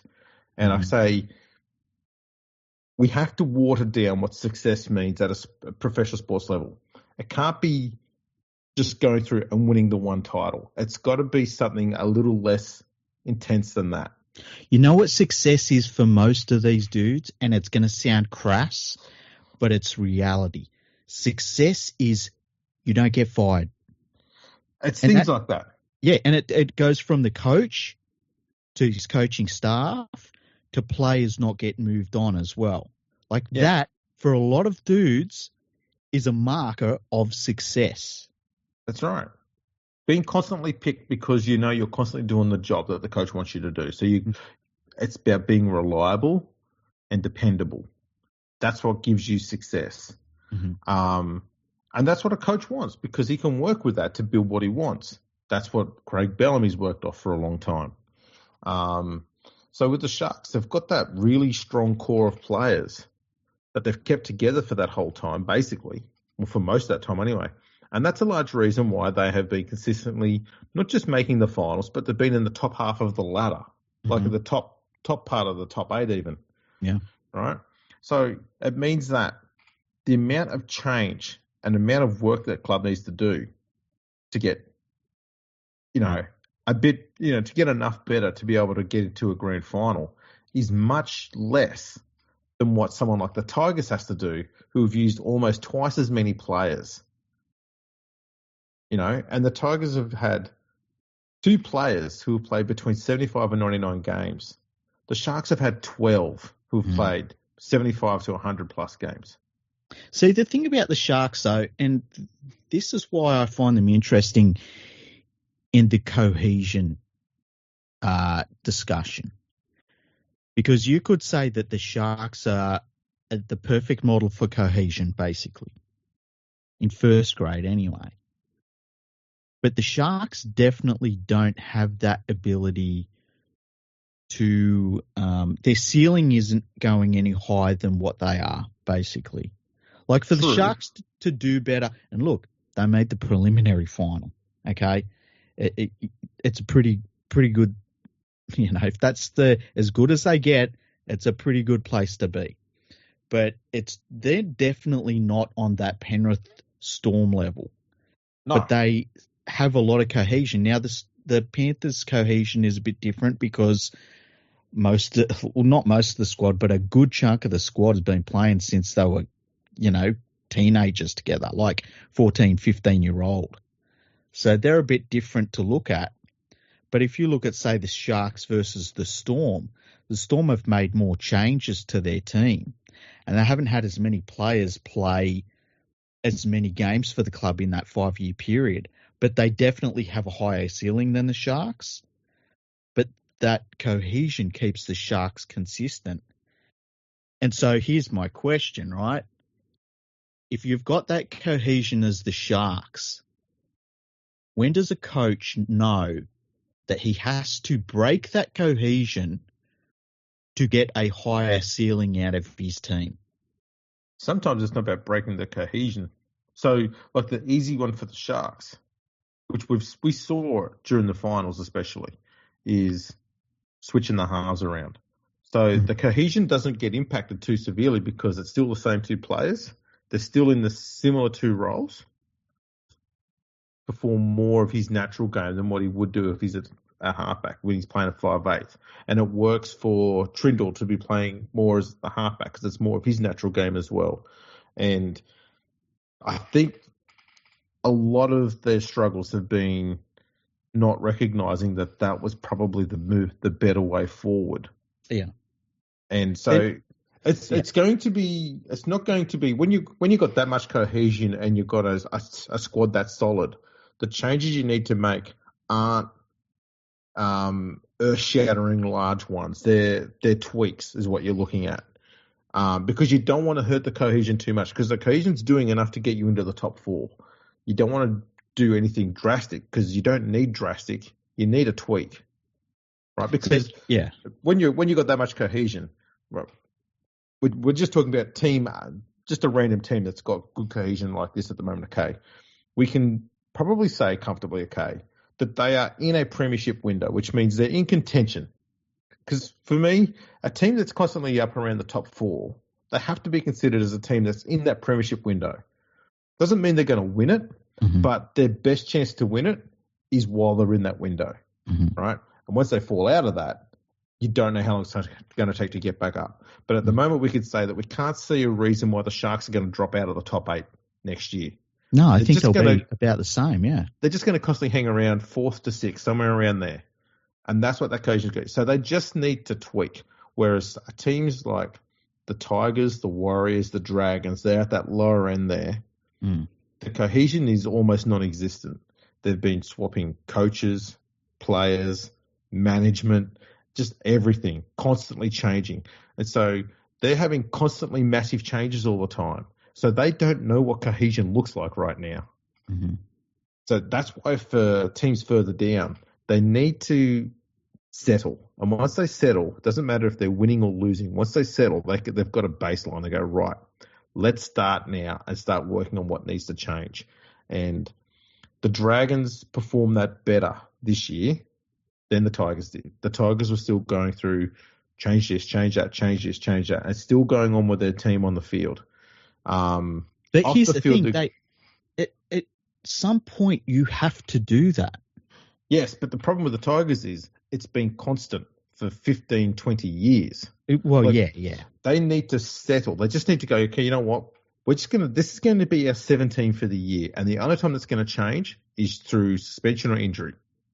So right. I've talked about on the podcast before where for me, an extremely valuable player is the dude that you can pick and forget about them. That's why I like someone like a Sivanasiva, Webke, Lazarus was like that, where you get them in your team. You don't have to worry about that. Are they going to be there? Are they not going to be there? Are they going to be injured? You never had to worry about that, right? So dudes like that added to cohesion. But, I wonder how it would work out if you say the West Tigers didn't make hardly any changes this year, right? And they wouldn't be the West Tigers if they didn't. I understand that. But just say they had their team for round 1 and they just stuck with it stubbornly. Yep. Would they have been any better for that? Because if you keep picking bad players week after week after week, cohesion can't lift the bad player to be a better player. Like I know what you mean. So my point is, and I don't know the answer to any of these questions I'm asking. That's why it does my head in, because I don't know the answer to it, and I know what the numbers say because we've had Ben Darwin on a bunch of times to talk about it. But in my head, I'm like, I still go back to the is it a chicken and the egg thing, where like if I've got all these young dudes coming through the Panthers and they just happen to be a once in a generation group of young guys that comes through all at the same time, is that the answer to a question I haven't asked yet? Or is it the answer to the only question you've got to ask? Like, it's hard. I can't wrap my head around it. Well, on that point, so you've got you've got a few sections of how a club is organised that lead to the cohesion. So there's the off-field management, there's the coaching, and then there's what the players do, and then there's tactics. Yeah. So you need and having your reserve grade playing under the same systems and your lower grades playing under the same systems as your first grade team. That's right. So that's all part of the coaching and on all those sort of systems. Yeah. So those are the things that are, for me anyway, that are key to the cohesion of a club and its long-term future as well as short-term future. Now, with the Tigers one, it's when you're at the bottom of the ladder and you're not showing any signs of improving, and all you've done is constantly churn positions and churn changes and just constantly change stuff all the time, it makes it impossible to find out whether the problem is the coach or the players. Mm-hmm. And you need that baseline to find out where the weakness is in both the player and the coach. So you need one season, just go, right, we're going to pick our best 17 and we're just going to stick with it stubbornly all year. And if the team doesn't improve, then there might be a problem with the coach. Right? Mm-hmm. If the team starts to show signs of improvement, then that might be a sign that the coach is learning something. Similarly, if it works and the players keep winning or they start winning and they start playing good footy, it might start to create on-field cohesion and the players start getting better because of it. It's hard to link whether it's going to be the coach or the players, but you're going to get a better understanding of it because you've got a better baseline because you're picking the same lineup all the time. Yeah. And then you find out if it's constantly losing or constantly winning, you then find out, okay, what's not working. It gets easier to find it. But when you're constantly moving all the parts all the time, it's impossible to find what's wrong because you're making everything impossible to look at. Mm. You're basically playing lotto at the moment, trying to find out what's wrong. It's like, okay, what chance this next number comes out as 7? Yeah. That's what you're randomly guessing the whole way through. And so it makes it impossible for cohesion to exist because of that. They've got no baseline to work on to fix things. And the only thing they've ever done this whole time, up until obviously this year, was they stuck with Luke Brooks, which is the right thing to do, but he also needs to have a core of players sticking with him at the same time so that they can actually have a chance of building cohesion. He wasn't properly supported by the club, which then ruined any chances of him having any success. So it was the right thing to move him on, and we can all argue that, the move was a good one for him. It wasn't just the fact he was next to DCE all year. It was because he was in a stable lineup all year. And he got comfortable, he got into a routine, and he started playing his normal role and his normal job. And it's the best he's looked for a long time because of that. And the last time he played any good football, the Tigers, was when they had a much more consistent lineup, which was several years ago when Farah and Benji were there, I think. So that's why it's important to have consistency week to week with your lineup and not have constant change all the time, which is just what the Tigers have been doing for years. Yeah. Oh, look, and look, there was a point in the season too with the Gold Coast Titans where they were just changing their halves combination every single weekend, and it was madness. That's a Des Hasler classic, that one. Yeah. But I just wonder,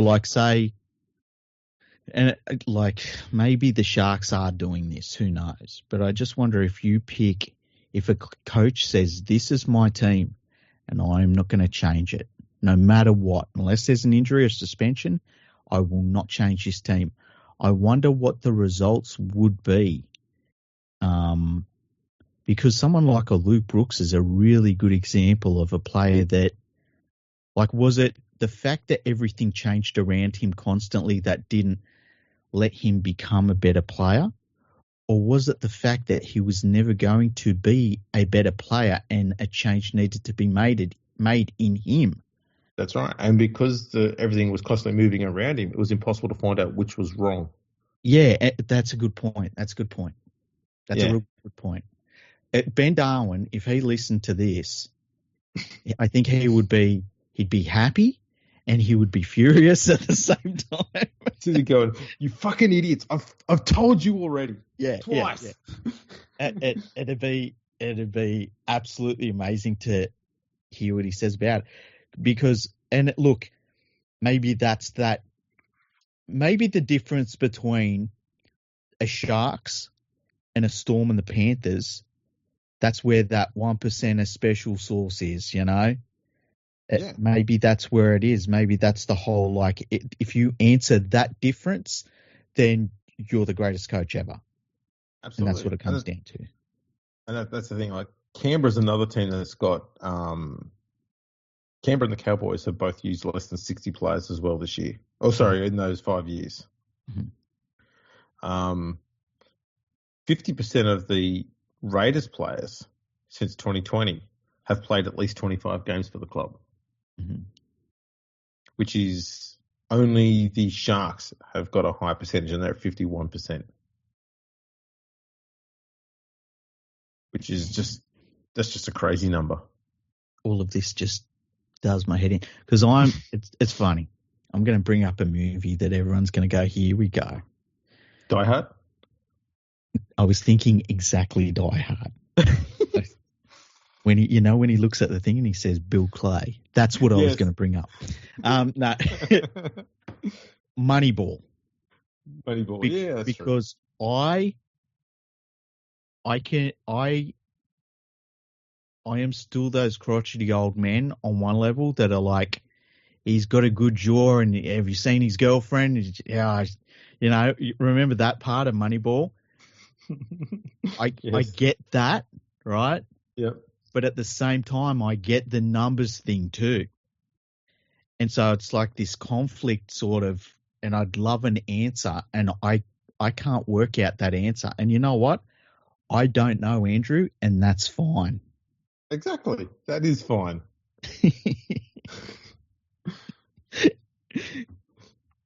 Neither do I. I just look at the Panthers and I wonder, like, you know, is it the fact that they all played with each other from the age of, say, 14 onwards? It largely is, plus, or is it that they are a special group of players and that's why they were able to do that? I find it's a combination between that length of time playing one another, plus having a coach who organises a structure for the team that suits their strengths and builds other players, gets other players to come in that works with those strengths and helps to cover some of the weaknesses. Yeah. That's the thing. I put Cleary down as a pretty good roster builder. And this is going to sound weird because a lot of Tigers fans absolutely hate what Cleary did to the Tigers salary cap there in that short time he was there. But they often forget that first season that he was at the West Tigers was still their best defensive season ever. And the first time they started showing some genuine promise since Mick Potter was there. And they were moving in the right direction. The reason why they don't like those players is because when Cleary left, the Tigers stopped playing Cleary style of football, which didn't work to those players' specific skill sets. And that's why they all started to struggle. And a couple of those players fell off a cliff too, and look, injuries and age and stuff like that. Now, look, the thing I will say against him is he shouldn't have signed all of them on 4-year deals. That was pretty stupid. But again, at the same time, it's probably the only way he could have got them in the first place was by offering that long contract. Yeah. But he knew what he needed. But like if, say, and it's a formula, if you go in and you want to go and coach a younger team, what's the first thing you do? I want to get in a bunch of old grizzled veterans that are going to teach the young dudes how to be a professional footballer on and off the field. Like I want a bunch of examples walking around the place. And then you bring the youngsters through on that framework of those guys to replace those guys eventually. Yeah. And you saw that happen at Penrith. You look at someone like a James Maloney, who was their chief playmaker, and then like Cleary come in, and then eventually Luai basically replaced Maloney.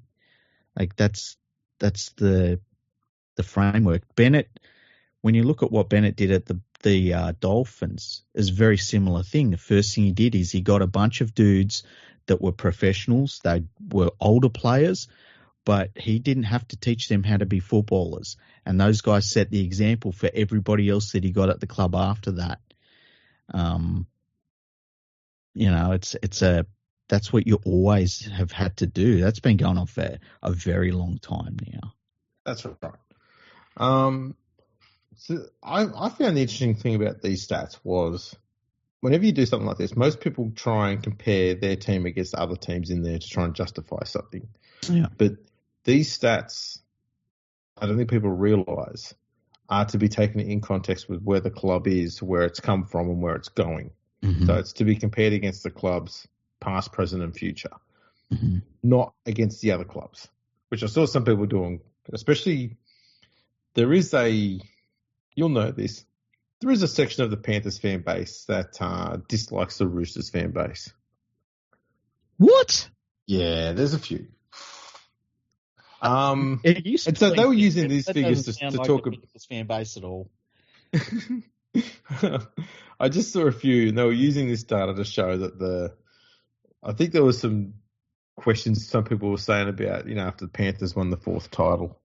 Mm-hmm. Oh, how the hell are the Panthers constantly under the cap? And some Panthers fans were saying, well, they took this data and went, well, look at that. We've only had 4 players less than the Roosters over the same period of time. So, Okay, I see. I was like, yeah, it doesn't really work that way. Yeah, it's a snapshot of the entire journey, not one season, really. Yeah, that's right. And it's, as I said, it's to be taken in context with how that club's gone in that period. Like you can't look at the Bulldogs having used 95 players and think that, this year was shit because of it. No. Yeah. That 95 players is the culmination, and this year was the start of that journey into success. All of that was just the struggle getting there. So, it's each one needs to be looked at separately and mostly compared with the club itself, not elsewhere. Yeah, and that's why you've got to take it over that many seasons, because you could take a snapshot of, say, back-to-back seasons, pick any of them in that like 5 years you picked. There'd be one year where the Bulldogs, it was an outrageous amount more that they had, and maybe the Panthers at the other end of the scale. But the Bulldogs making all those moves is why they are in the finals now, because they had to make those moves. Yes. But that snapshot would make it look like the Bulldogs were just making atrocious decisions, but they were the right decisions. That's right. It's just all about perseverance and playing the long game. Yeah. Well, that's why every team needs to be doing what Penrith has done now. And that's what, if you haven't got that, let's talk about it. Melbourne and the Roosters do not have a junior development base, local junior development base. If you don't... Roosters have got a junior base. What are you talking about? They're out of Campbelltown.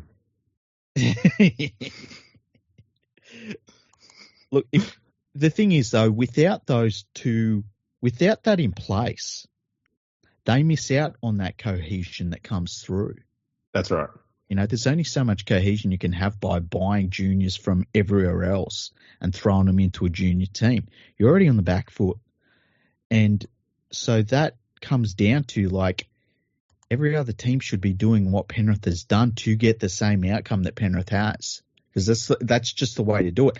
But if you physically can't do that, it's not good. Like, I don't know how you make that up. Yeah, that's the thing is, like, the Storm have been pretty good because they've been able to kind of draw from a similar area in Queensland the whole time for a lot of their players. Mm-hmm. That's how they managed to get a lot of that cohesion, especially those, mid 2000s, 2010s sort of period. But yeah, it does get harder after a while. Eventually, certain pools of players start to dry up, and you've got to look elsewhere. Yeah, Canberra did this. I was going to say, Canberra did the same thing during the early 80s and 90s. Yeah, they did. Yeah. They were looking in Brisbane for a long time, getting a lot of players. And then when that pool of talent dried up, they had to go looking elsewhere. And they looked in New Zealand. They looked in England. And that's what they're still doing. They're still looking away from Canberra the whole time, which is crazy given they've got that entire southern part of New South Wales to work with. And I think that they've maybe finally it clicked with them, that, you know, because they're bringing in through a bunch of juniors this year especially. But then you look at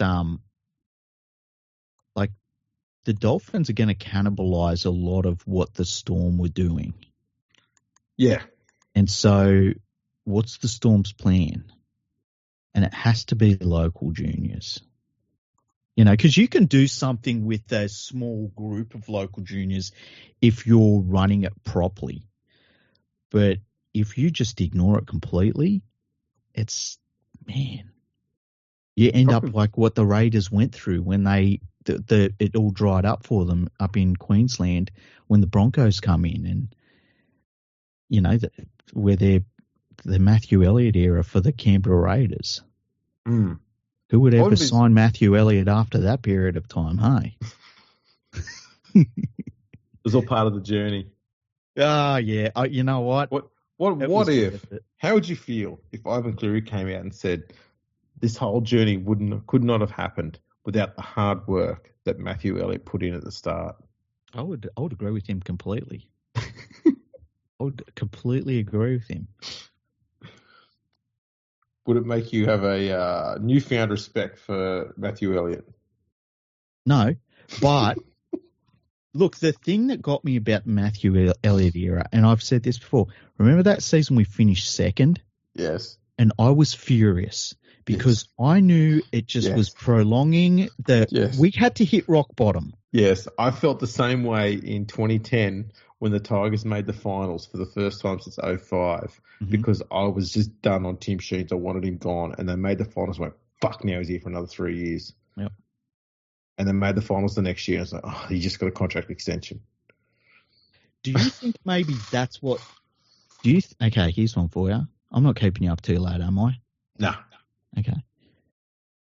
Is that what Newcastle had this year? They make the finals, right? They don't do anything.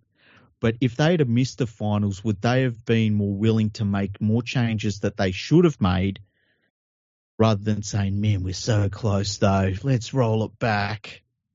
I hadn't really thought about that, but that is a bloody good question. Mm. I think you might be right. Because, yeah, I don't know. I've just not been convinced by that night side. Even when they made the finals, I was like, I don't see it. I don't get it. Like some teams, you just go, yep, they look like a top 8 side. And that night, I just watch them play and I'm going, they played with a bit more discipline this year than they had in previous seasons. I'll give them that. And their defense looked tighter. Mm-hmm. But I still was looking at them going, 9th? Okay, maybe? How about this one? Had the Sea Eagles missed the finals, would they have gone to Tom Trbojevic and said, man, we can't keep doing this? And ended up saying, Hopowate's our fullback going forward. We know that we're going to lose DCE in the next few years. Like, let's be generous. 4 years from now, DCE is not going to be their halfback, right? Mm-hmm. Would they have made some changes that they maybe should have made but won't because they made the finals? Like, they're another one you could do that with. I think for Manly, they are convincing themselves that Tom Trbojevic is fine because he's still young. Mm. And so they go, no, he'll be fine. He'll come good. And so the point, your question you get there is, when does he stop being young enough to get away with that? Mm-hmm. Because he's getting close to whatever that age might be. Yeah, he has to be. Like, you think of that awesome season he had, which he didn't finish, right? Mm. It's a few years ago now. Yeah. And then on top of that, if you can't rely on him, you know, to be there in half your games, and then on top of that, he's never had a real good finals performance, which really stands out for me. Yeah. And so at some point, and it's going to, like when they go to that decision, man, it is going to be tough. That is going to be like one of the tougher, the fan base is going to go off their heads. Forget Gutherson at Parramatta. Like the Manly Sea. And the thing is, their captain is his brother. And one of their good young players is his brother as well, in Ben. Yeah. It's going to be really difficult. And I would have pulled the Band-Aid off a couple of years ago. I've said it, and people would have hated my guts for it. But I think they would have been more consistent because of it. Yeah. Maybe yeah, not. It's hard. It is a tricky one, though, like you said. Yeah, it's hard to sell. You go into the club and say, listen, hey, you know the dude that's on a whack of money and is our biggest star and is like the dude that won the Dally M that year? Yeah, I want to get rid of him, hey. Well, I mean, try selling Melbourne's kind of in a similar pickle with Ryan Pappenhausen. Mm-hmm. He's not what you would call injury prone anymore, but the injury he had was a big one, which will probably linger over him for the rest of his career. Because you'll go, if he does another leg injury, that could be it. Mm-hmm. But he's fine now and he's playing good footy. Would you sign Ryan if you're Craig Bellamy? You're going year by year on this, right? Craig Bellamy retired at the end of next year. You wouldn't be shocked, right? Yeah. So you are building for the now. You're not building for the future. If you are Craig Bellamy, would you sign Ryan Pappenhausen? I would for 2 years. And it's only because I want him there to help train that young guy that they've got there coming through. Yeah. Because that kid is an absolute talent. But you need someone like Pappenhausen and even Munster, who's played a fair bit of fullback, to just get him to focus and get that consistency in his game and get him becoming reliable week in, week out. And it's just little things that need to be shown here and there everywhere. And I think 1 or 2 seasons there with those two guys around will help his game out immensely. And that's the reason why I keep him around. And, if Pappenhausen gets injured, you've got a ready-made replacement for him there. So it's not going to hurt you too much. And he's going to be sitting there training him the whole way through, which is a good thing. But eventually you're going to get to that point where you go, okay, it's time for this, whether Pappenhausen's good enough or not, this guy's now good enough to be there. We need to go with him now. So if Craig Bellamy was 20 years younger, I don't think he signs Pappenhausen. I think he says, man, I'm going to be here for the next 10 years. I'm looking forward. We got a lot out of Pappenhausen. We managed to get him back a bit, but I need to look forward here. I think if it helped him free up some cash to get a player that he desperately needed somewhere else, absolutely. Mm-hmm. Yeah. I don't know. He's got a completely different roster now to what he had when he first started. Yeah, that's true. Like it. I mean, people talk about Cleary. Cleary's been amazing because he's had a very consistent roster. Bellamy's been doing this for 20 years now. Look where he started and look what he's got, and they've been good basically the whole time. And look at that bunch of juniors that came through around the same time he started. Yeah. You got Smith, Slater, Cronk, and then Inglis a few years later. Mm-hmm. And just picked up a bunch of bit part players from around the place and built an insane squad. As we've later found out, illegal. But illegal by millions and millions of dollars. Yes. But he was the one who signed them when no one else was really paying attention to them. No one else was trying to sign Ryan Hoffman. No. It's amazing how that works out. It's definitely a good conversation. Yeah. Speaking of, I came up with an idea for a future episode, didn't I? We're going to have like a draft thing of the 90s. Oh, is it only the 90s? Yeah. Oh, okay. We're going to do it on the 90s so we can reminisce as we go. Okay, so go on, tell people about it. That's why when you said 90s, and I was like, 90 players? We're going to draft 90 players? What the hell? I know that makes sense why you said that. Yeah. No. So the idea was we're going to do this on 1990s players. All right. Doesn't matter what their form was then. They just had to play in the 90s for them to be eligible, and we're looking at them, I don't know, at their peak. Who cares? Whatever. Yeah. But You got to build a 30-man roster. The total number of games played by an entire 30-man roster has to be no more than 3,000 games. So that's an average of 100 games per player. And what was it? Our number of origins has to be total of 40 or less, and same for international matches. And they had to have played in the Australian competition. That's what we're building it on. So they can be from other countries, but they just had to have played in the Australian Premier Comp. And then you come up with the idea of making it a draft. Yeah.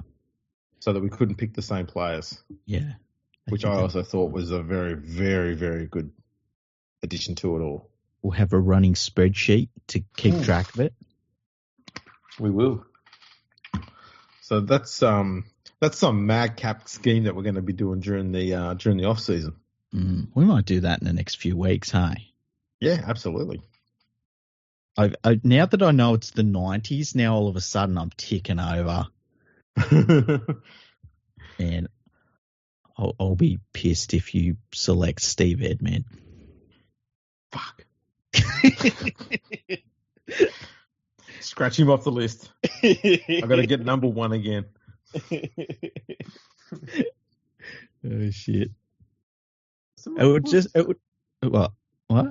That's going to be cool to do. And what we could do, I guess, is once we've done the episode, because I'll compile a list of all the eligible players that we'll both get to choose from, and then we can make that list public, I guess. And if people want to have a play along as well, or share us what their list would be, and maybe even see if they can build their own 30-man squad that would be competitive with our ones without picking any of the players that we pick. Yeah, that'd be cool. I'll chuck them on the website too. That'd be cool. Before we go, we got an email. I just remembered. We got an email. Yeah. Wow, is it from another Nigerian prince? No. I already gave him my credit card details, so that's all good. Sweet. So the money is coming. That's what she said. Okay, hang on. Let me find it. Where'd it go? I thought I put it in there. That's what she said. Hang on. Because I've got a folder here that I put things into. Mm-hmm. Hang on, let me find it. Is it this one? It's this one. Okay, I found it. Okay. So this is from James, and it's subject 2024 Grand Final. And he says, "Hey boys, question for Freaky. When you saw Harry Grant run through James Fisher-Harris to score the opening try, did any part of you have flashbacks to Royce Simmons running over the top of Glenn Lazarus in 1991? Watching it live, I thought it could be a bad omen. Cheers, James." I wasn't thinking that, but the thing I was thinking was like, is that going to be like a really famous try? Is there going to be a famous try in the Storm's triumph? That's what I was thinking. And then we scored only a couple of minutes later. We scored through Taruva in the corner. And when we scored through Taruva in the corner, I was like, "Oh, if we go try for try with them, we're going to beat them." And then we obviously put the call into the video referee. Said, "We need you to, do your magic." And you know what to do. Yeah. It's the only way we win. That's right. But no, I didn't have flashbacks to that, but I did have this thought in my head of like, is that going to be that famous Harry Grant try that started the storm rolling over the top of us? So I did think that. When I saw it, I thought, oh man, I can't believe the Penrith middle defence fell apart like that. Especially Fisher-Harris. Mm-hmm. That's nuts. That doesn't all go well. And then a few minutes later, you went, everything's fine. So it was it was a bit of a slap in the face to Penrith. And they've gone, oh, that's right, we're in the grand final, aren't we? It was a weird situation, though, because Cleary was in the ruck a little bit, and it was a good play the ball. And Grant's a fantastic dummy half runner. And he saw a little something, and that was it. But I didn't have flashbacks to the 91 try. I didn't have those flashbacks. So that's a good question, because that's like, the parallels between all those sorts of games do come up in your mind. Like, I know leading into it, I was saying how, I think it was leading into this season actually, where I was saying that, the teams that have beaten us in the grand final, we got it back on them eventually. And the Storm, we hadn't got one back on, and now we had. And it's, a lot of teams have longer histories than Penrith, especially of being good. But it's nice to know that no team can say, yeah, we beat you and that's it. So Storm can't say that's for certain. Yeah. It was a it was a pretty impressive try. I didn't expect Grant to score. That I didn't even think he was going to have a crack at it, to be honest. I found that pretty good on his behalf. But yeah, especially after all the work they'd done, and then they get down the other end and score, and it was like, ugh. But then we got it straight back basically, and it was like, okay, I'm happy if we go try for try with them. Yeah.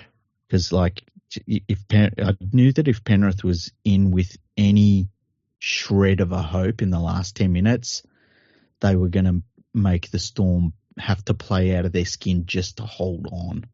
So that's how I felt about it, James. There you go. Well, thanks, James, for the email. Thank you. I take it we put a bow on this one and send me to bed. Much. Yeah. Yeah, finally. Finally. Thanks for tuning in, everyone. Make sure you check us out on all the socials. We're on LinkedIn, Facebook, YouTube. Give us a like and subscribe, especially over on YouTube. That'd be great. Go to your local JB Hi-Fi and turn on all the computers and open up our channel there and play all the videos. Anything to, I wouldn't say artificially inflate the numbers, but we'll take any old inflation that goes on. Thanks, Albo. Thanks, Albo. Thanks for tuning in, and we'll catch you all next time.